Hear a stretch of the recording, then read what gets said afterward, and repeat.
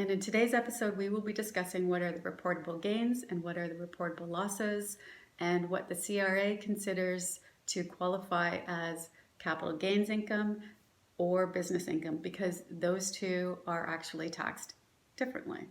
So let's get into it.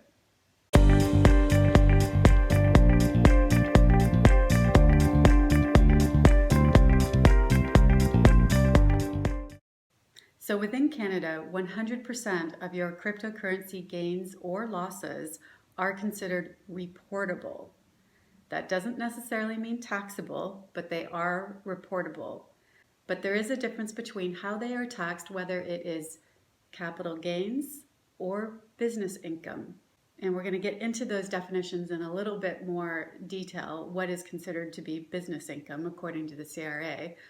But a brief description of what business income would be is if you are doing cryptocurrency trading on a continuous basis. If you are a day trader and you're doing a lot of trades, that would be considered business income.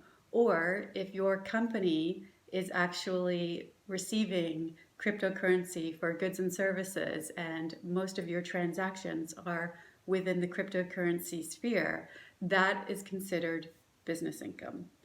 So right now, let's just discuss what is taxable for capital gains. So if you are just an investor and you are looking to buy some cryptocurrency here and there, sell some cryptocurrency, make a profit, and it's not something that you're doing on a daily basis, you're pretty much purchasing and holding for the most part, that is going to be considered capital gains or losses. So even though 100% of those gains or losses are reportable, only 50% are taxable. And only 50% of your capital losses are usable. And those losses can only go towards deducting your capital gains. So if you didn't have any capital gains within the previous year and you incurred some capital losses, you can actually take that back 3 years previous, or you can carry it forward into future years where hopefully you will have some capital gains. And you can carry that forward indefinitely. Now, a great little side tip is that allowable cryptocurrency losses can actually be used to offset capital gains from other types of investments, and vice versa. Allowable capital losses from your other investments can be used to offset your cryptocurrency gains. So that's well worth noting and taking advantage of if you've got those losses. Now, once again, I just want to kind of interrupt and say I'm not a tax expert by any means.